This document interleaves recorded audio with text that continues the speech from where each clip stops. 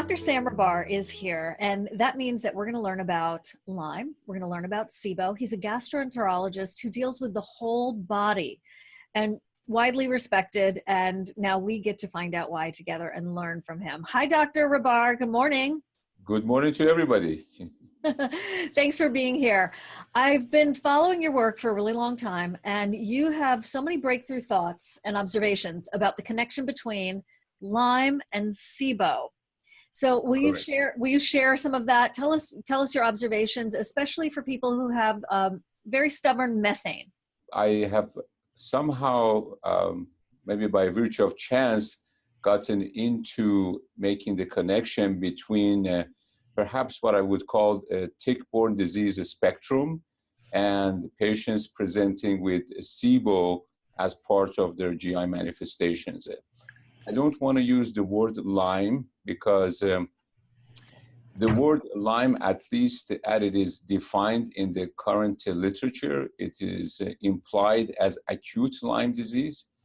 And what we use as part of the society that believes more than just the acute model, the word chronic Lyme is used commonly, but it is not completely acceptable by all authorities. So perhaps a tick-borne disease spectrum may be more appropriate.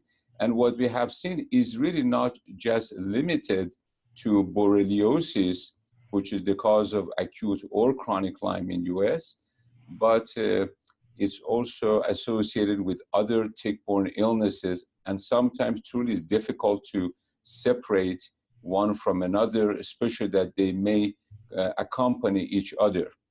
Now, when we looked at our data from 2012, we had a variety of patients coming with complex medical problems, a lot of GI symptoms, gas, bloating, fermentation syndrome. And by chance, we found out some of these patients were positive for markers for Borrelia. And after that, when we looked more carefully, Bartonella and Babesia, and sometimes other markers such as Ehrlichia and Anaplasma. The other two, these latter two, seem to be less of a player, but they represent a good marker that a patient might have indeed been exposed to a tick-borne illness. And when we looked at our data, almost 65% of our patients who eventually showed some evidence of tick-borne illness or vector-borne illness, they had SIBO. When we received samples of breath testing from physicians who were already treating patients with tick-borne illness, only about 15% of them, they had positive SIBO, which means that during the course of treatment, perhaps many of these patients, their SIBO gets treated either by chance or by intention, and it's not so much of a problem as it was at the presentation. However, there are certain features of the SIBO that makes one be more suspicious, if you will, that there may be more than a simple SIBO going on. If you see a healthy person, they have some gas and bloating, maybe they had a food poisoning at some point in the past, they got a SIBO, you treat them, then the majority of them, they get better, they follow some dietary guidelines, and maybe they won't come back to the office again for a while. In the case of patients who had tick-borne spectrum disorder, however, the scenario was quite different. Either the hydrogen was very high, or there was methane that was high. And when I say high, I would say more than 10 and preferably more than 20, that basically placed in red alert that there may be a problem with this immune dysregulation. We saw a disproportionately high number of patients who had high methane, and they turned out to have evidence of tick-borne illness, particularly Babesia, Bartonella, and Borrelia, or a combination of these. It appears that these infections, they tend to cause some sort of autonomic neuropathy and immune dysregulation, that makes the host very susceptible to the growth of SIBO. And as you know, in the case of methane, one does not need to have vinculin antibodies or the test that is called the IBS check. Those markers may be negative and they may still have high methane, suggesting there is a host susceptibility to grow a methane-producing archaebacteria. So when we see a patient with high methane and the clinical scenario is the right scenario, like fatigue, low energy, feeding difficulties, anxiety, immune disorder, autoimmunity, food allergies, cognitive dysfunction, and anxiety, and sometimes psychiatric disorder and joint pains, I have a hodgepodge or a soup that is not just no longer SIBO. And I can assure you, if you just treated the SIBO, you're probably not going to get a complete clinical response. And it may be that the SIBO is just the tip of the iceberg, giving you a red flag that there is something else going on in the background. And hopefully the physician, through their experience with dealing with these type of tick-borne illnesses, they can identify the cause. And as we learned, some of the times is not so easy because the area is rather controversial. Well, if you had a tick bite, it's not even necessary that you would see the red bullseye, right? So you could have had a tick bite that they can be super, super tiny, right? And you could still have this problem, even if it was a really long time ago that you had this bite, right? Is that true? Yes, that is correct. In our patient population, when we asked the patients, only 5% literally could recall a bite of some sort or specifically a tick bite. And if you look at the literature, including websites by the Department of Health, I've looked at the ones in California, generally the transmission is done by nymph. And nymphs are more resistant, and also they're almost 1/10 of the size of a tick. It's very difficult to see them, and perhaps 50% of the time, the transmission is done by a nymph.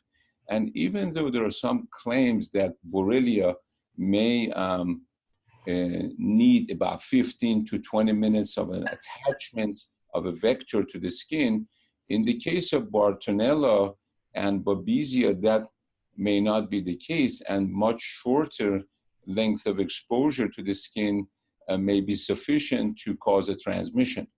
It is also possible that after an infection is acquired, a person can live with that infection and the immune system can handle that.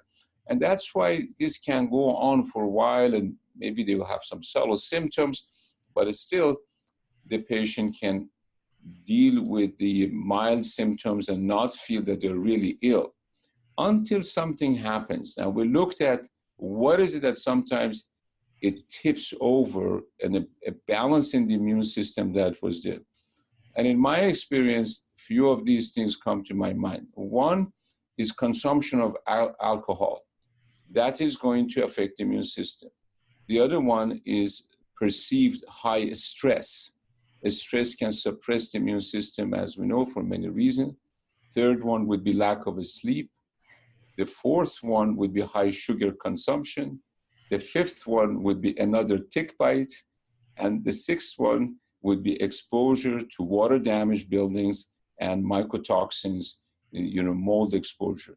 About 25% of the population, they have a genetic profile that makes them susceptible to mycotoxin exposure. And if they live in places that they're moldy, they may pick up another element that will overwhelm the immune system and the body's detoxification pathways and nutrition factors. And from there on, one may fall into a what I call like a vicious cycle of multiple things going wrong, and food allergies and malnutrition is starting to come in. So at the bottom, I mean, it's really a balance of the immune system and how we deal with toxins and with infections. many of us have a high resilience, and we kind of deal with it all along in our life. And every now and then we lose control. And this is what the concept that I like in functional medicine, something we call an allostatic load. And when you look at the load, there's so many things that will, they can affect our immune system.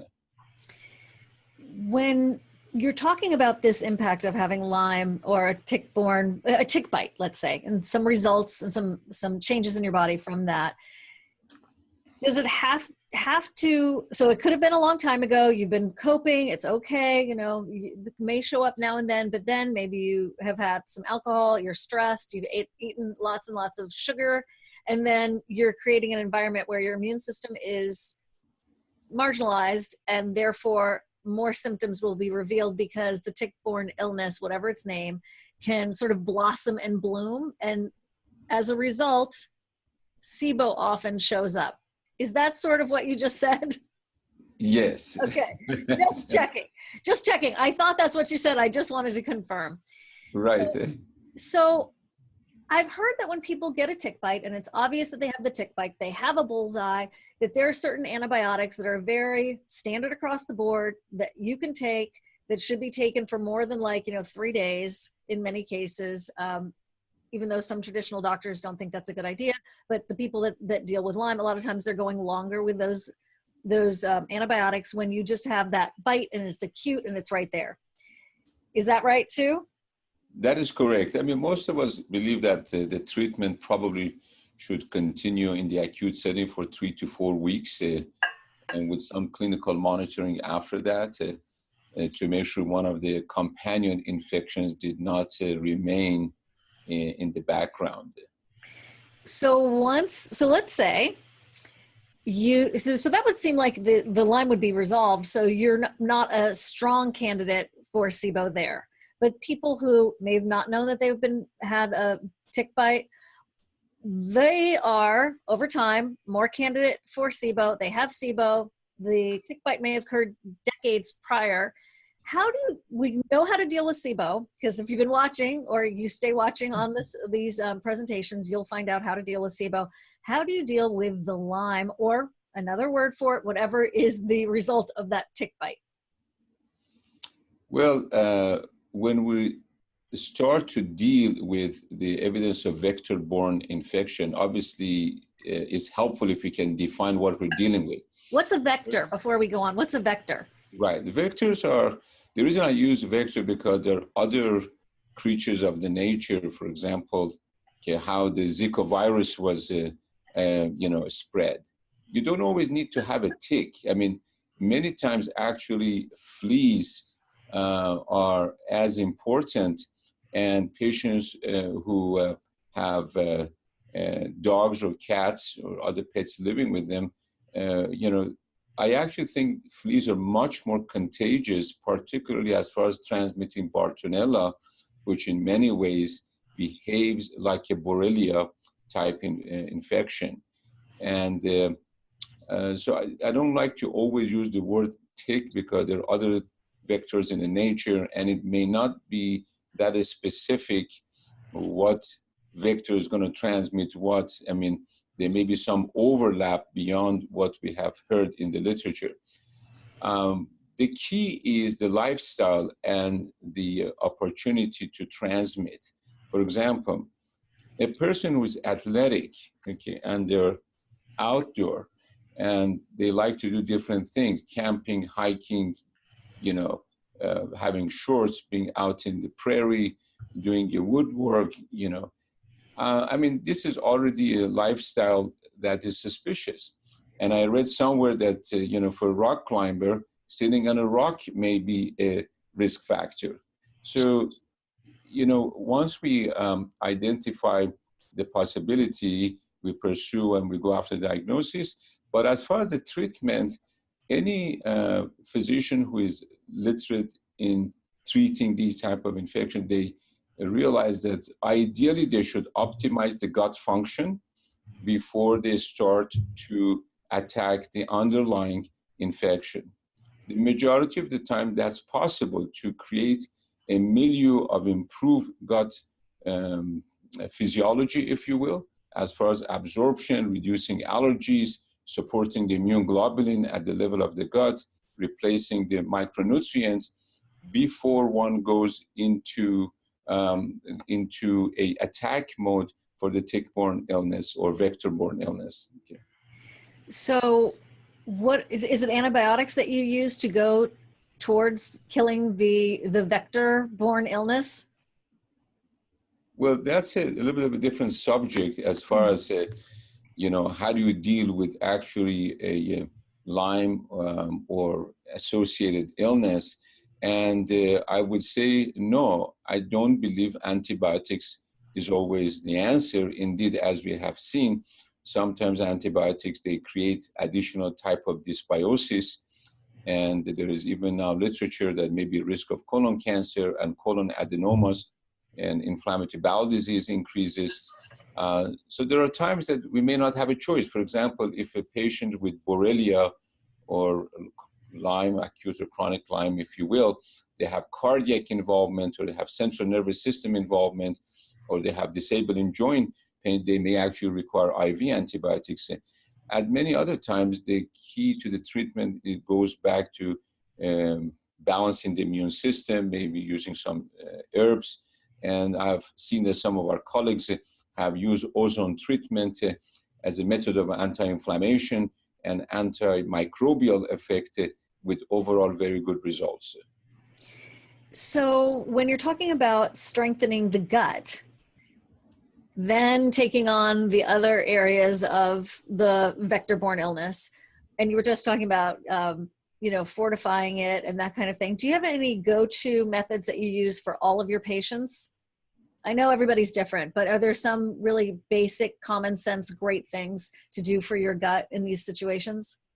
Absolutely. I mean, physicians who are trained in functional medicine, they follow some certain guidelines. They call the 4R or 5R programs. And generally, what it means that we check for lower stomach acidity, and this may be done clinically or may be done using a Heidelberg technology. For example, this is something that we do routinely provide in the office. Occasionally, we will just experiment with digestive enzymes, particularly betaine, with or without pepsin, to see if the patient has improvement in their fermentation and a sense of bloating. After that, one may think about replacing bile and pancreatic enzymes and replacing the micronutrients using high-quality multivitamins and minerals, as well as replacing protein, particularly at times of malnutrition, in the form of pure amino acids, which overall we have had very good results with it. And beyond that, we use zinc in certain forms to support gut mucosal layer as far as the leaky gut and intestinal permeability, and to fight infections. After that, we think about immune globulin in an oral form. There are a variety of these available now in the market. They're very high quality. Some of them are derived from milk, even though they don't really have milk in them anymore, but they're derived from milk. And some of them are derived from bovine serum, which means the blood of the cow. And they're also very potent, and there's good literature to suggest that they will help with gut immunity, as well as making it difficult for the SIBO to come back. Okay. So as part of our regimen, at least in my practice, I tend to use what I call gut optimization or preparatory phase before I go into an attack phase. I believe if the patient is not necessarily prepared, they may have difficulty with the attack phase, and they may have more chance of recurrence, if you will. Now, having said this is just a personal observation. Obviously, it hasn't been studied in the form of publication, but I do believe most physicians who have experience, they would agree with this opinion. When you're trying to figure out, well, before I move on though, are we referring to colostrum there? It was colostrum is the milk, yes, is the milk-derived version of the oral immunoglobulin. And then the protein that is the amino acids, is that kind of like the elemental diet? Well, yes and no. The amino acids can be used in the pure format. I mean, obviously it's bitter. That's why if we only use that one, we use them in a form of capsules. And even though it may be a few grams of amino acids a day, I believe that for the surface of the gut, that is a huge area, and sometimes it needs a lot of replication. Amino acids, they need to be readily around. And if a person at the beginning have difficulty with breaking down the protein, they may not be able to absorb enough to be able to replace the gut surface. There is literature to suggest that the surface of the gut, the enterocytes, or the cells that they cover the lining of the intestine, small intestine, they're probably shedding off frequently, and they get replaced every 15 to 20 minutes. And if that's the case, you have a very, very rapid turnover. You need a lot of construction material to put this stuff, back together again. One study from Canada showed that in women who have a picture of irritable bowel syndrome, there are more extrusions, or what we call dropouts, of the cells that they line the intestines. And obviously, if you don't have a repair mechanism, you're going to have more dropouts, more holes in the gut, and that most likely will lead to food sensitivities and more inflammatory response from the immune system behind the lining. That makes sense. That makes total sense. If someone's at home and wondering, I have stubborn methane, SIBO, I have something that sort of feels like fibromyalgia, when I get stressed, things seem to be worse. I've tried everything. Wonder if I have Lyme. What are some of the tests that we should take to find out if we have Lyme? And feel free to name labs, because I know this is an area that a lot of people have very strong opinions about, and there's a lot of confusion about, is it Western blot, this test that is going to be accurate? Will insurance pay for it, and all that jazz? So what are the right? What are the tests, and what are the labs that you suggest or recommend? I presume you want a capsule response. Is that you can do whatever you want. Take your time. I mean, that would probably take another whole session of its own. Now you put me on the spot on this one. Sorry. This area is quite controversial, and there are different school of thoughts between traditional infectious disease and physicians who are what we call Lyme literate, or they're trained by the International Society for Lyme and Associated Diseases. But generally speaking, the key issue is first a good history. Is very important, looking at the risk factors we just talked about. Okay, in our population, many of the patients have been women with a European background, and also generally athletic and outdoor, or have had pets, or lived in areas that are bushy and beautiful, but the beauty comes with the price. Okay, so that's the first thing. The second thing, as far as the testing, if the finances are limited, I usually go through a regular lab such as Quest and LabCorp, and we have occasionally seen positive results from that. Indeed, in the last 2 weeks, we had 2 patients who came with chronic model of illness, and they were clearly positive on the LabCorp testing, which we're going to use those 2 cases as an example that, yes, a regular lab may be able to pick up a chronic model as well. You don't always have an acute picture. But in the statistical analysis that we did, and again, this is a small office, we looked at our own data, only about 8 to 10% of the patients were picked up by regular labs. So we can do it step by step, or if the finances are not an issue, one can go to more expensive testing, and those laboratories may or may not accept insurance, and for the same reason insurance companies may not consider the results of those labs as medically necessary, or they may consider them investigational. I am not here to take anybody's side, okay? Yes. I mean, we believe that there is value in those tests, and obviously without reference to them, I probably would not have been able to make the correlation, but the pattern is so repetitious that after a while, even a staff member can pick up the clinical scenario. We have relied on IGeneX results. I know IGeneX lab has been around probably over 20 years, and I know they take meticulous attention into quality control. But again, sometimes when patients have gone to other universities, they had difficulty accepting those results. However, in our experience, it fits the clinical picture, and we do rely on them. And using the Western blot is a must. And even with that, about 59% of our patients were picked up by the IGeneX when it came to Borrelia, or the cause of the chronic Lyme, if you will, testing. There were still patients that even that did not pick up. Indeed, we have instances that I sat with the patient and I said, your results are completely negative, but when I think about your story, I cannot believe we can leave it at this stage. We need to go further. So then we relied on culture. Culture, for example, for Borrelia is done by Advanced Lab currently in Philadelphia. And that lab has had its own challenges. But overall, it has been very helpful in some of the patients where, as a rescue, we need another method to see if it's possible. We have also used labs in Germany, Armin lab and Infecto lab, or what they call the BCA lab. They use a technology called EliaSpot, where they look at the release of interferon from the white cells.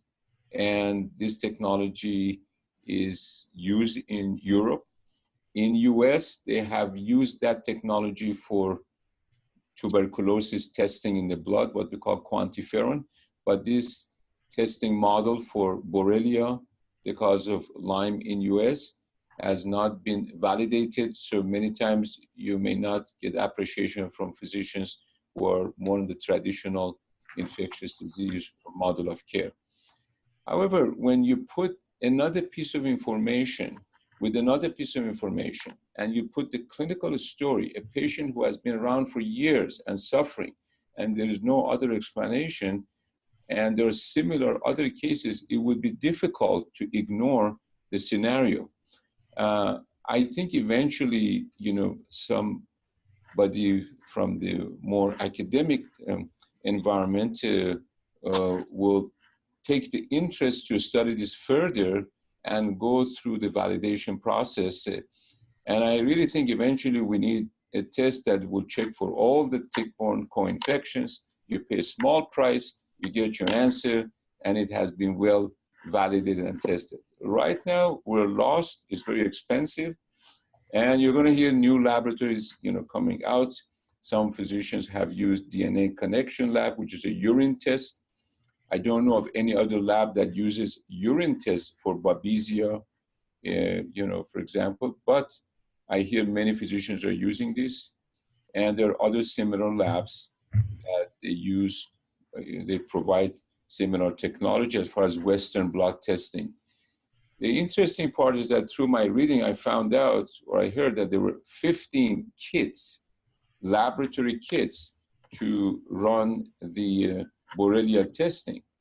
Why do we need so many kits? Okay, and what are the differences? And I could not really get the answer. It looks like each lab may have their own proprietary blend, and perhaps where they set their algorithm as what is positive and what is negative, it is going to change sensitivity and specificity, and we may gain somewhere, we may lose some other place. Okay. Isn't that kind of like the methane level being previously set at, well, they're like, it's, I know Dr. Pimentel sort of just changed his opinion about what is positive for methane. Like that, was it 3? It was like 10 before or 5 before, sorry, and now it's 3? Well, that's an interesting story because I've been doing this for many years, and originally we thought of methane at 10. Then, and I work with Dr. Pimentel very closely, and obviously he's a great source of information for us. And gradually we learned that people as little as 5 may have an issue.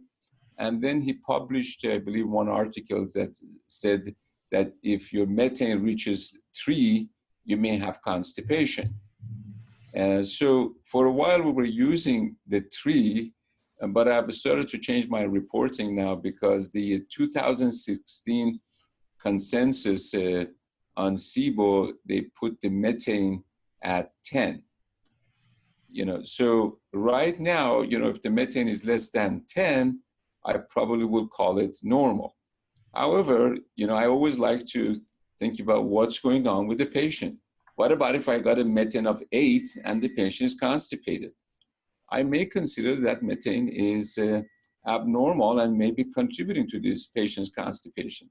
So I don't think we can just go by one exact yes or no. I mean, you got to use some clinical judgment. And at least in our reporting, generally when I see something like that, I may put a comment for the referring physician or treating physician. So clinical correlation is recommended to give them some judgment, if you will. There's still some art involved with that. You have tests that are clearly positive, your tests are clearly negative, and you have this gray zone area. You really need to know the patient's story and see if you can correlate that. Now, on the same token, there are patients who have methane of 100 and they don't have constipation. They really have diarrhea. I can assure you that there's something else going on, either a food allergy or a parasite that is not being picked up. The methane is a biomarker. It may not be the main player. It just tells you there's some significant immune dysregulation going on, maybe a motility problem, maybe a high allostatic load that we talked about. And so you got to just start investigating more. I mean, I try to treat the methane, but if the patient is not constipated, the treatment protocols are probably going to vary. And in that scenario, if there's fatigue and energy and mitochondrial issues and cognition and other things, I probably will propose to the patient to check for vector-borne illnesses. And then if they do have a vector-borne illness, you treat the gut, and then you also treat the immune system. Right, that's the way we start. And I would say about 1 or 2 out of 10 patients, you just do that and people feel fine. And they may have positive markers for, Borrelia or other infections. Again, it's not about treating the test, it's about treating the patient. And when the patient felt fine, now I tell them, you got to maintain it, okay? Right. And we're going to go back to the same 6 we talked about. Sugar and alcohol, lack of sleep, too many worries and bad lifestyle, and not eating well. You can actually create a dysregulation in the immune system and lose control. I can tell you, I recall many patients who had been treated for Borrelia, for Lyme. They got better, they were okay for years, and then suddenly they see a recurrence. Why? These are tough cases. And I think many of them, they go back probably to a mold exposure, living in an area that was water damaged, and they had the susceptibility gene, and they just could not, hold on to it anymore, and they basically caused the Borrelia to come back. I've had the spouses of patients who came, the patients whom we thought they had chronic Lyme disease, and the spouse had positive markers, but they feel really good, okay? Again, the immune system is handling it. I don't think these are false positives. It suggests that they have been exposed to it, and they're doing a good job in controlling it. You just have to make sure that we maintain it that way. Okay? Well, next time we talk, I really want to talk to you about that mold business and how that could impact our SIBO and our gut. Are you up for that, Dr. Rahbar, next time? Okay. Absolutely, next time. If people wanted to work with you, how can they find you? Do you do any teledocking? Do you do Skype consultations, or do they have to come to Beverly Hills? No, we have actually created a menu of services, and we put it online so that it takes the ambiguity away. It is impossible to respond to everybody on the telephone. So patients can look at our website. I think it's quite informative, and pick and choose what they want. We do have Skype and online consultations. We have done it even with other parts of the world.